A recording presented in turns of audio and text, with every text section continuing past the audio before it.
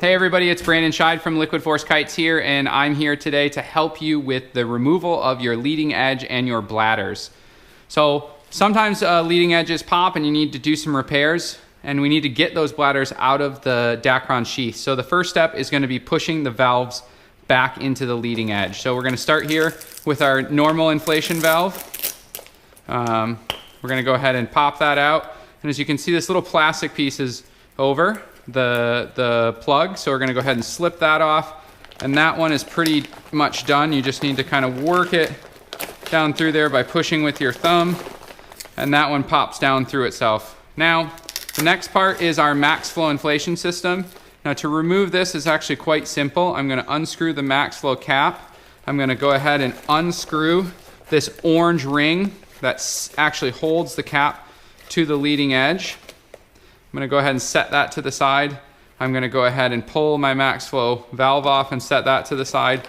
And then I'm simply, just as I did on the other side, I'm going to grab the leading edge and I'm going to push with my thumb to push that valve back down into the sheath of the leading edge. Now for this next one, I'm going to need to work down the leading edge and find all of the one pump inflation connection points that link the strut to the leading edge. Now the first step is I'm going to slide this rubber hose off of my plug by pulling.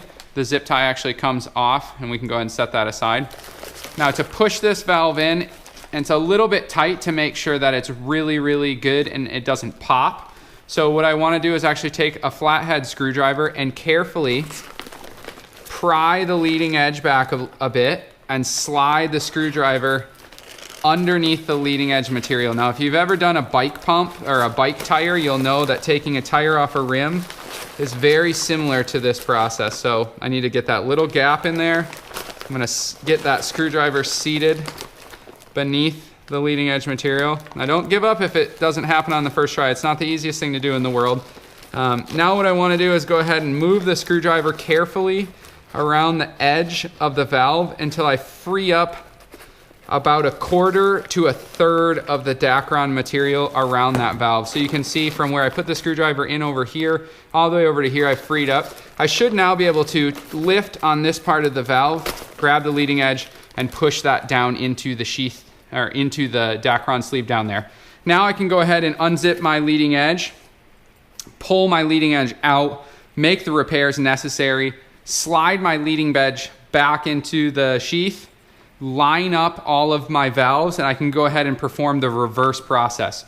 So for this one, I'm going to go ahead and grab my valve here, and I'm going to start by trying to get the valve seated around below the nozzle. So simply by lifting up on the nozzle and pulling down on the Dacron material, I'm able to seat it into that little notch. As you can see, it takes a little bit of fiddling, but nothing a patient person can't deal with. Once I have that part kind of seated in there, I'm going to grab by the nozzle and I'm going to pry down on the nozzle and push with my thumb on the leading edge material to seat it back down underneath that valve.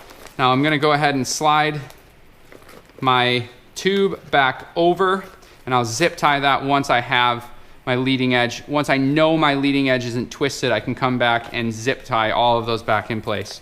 For my max flow valve, it's just the opposite of what I did. I'm going to go ahead and push the max flow valve back up onto the up into the Dacron sleeve. I'm going to put my max flow valve on my ring, my cap, and then I'm going to go ahead and take my orange screw cap ring, and I'm going to go ahead and screw that down all the way to the leading edge. Now it's really important that you get this screwed down nice and tight.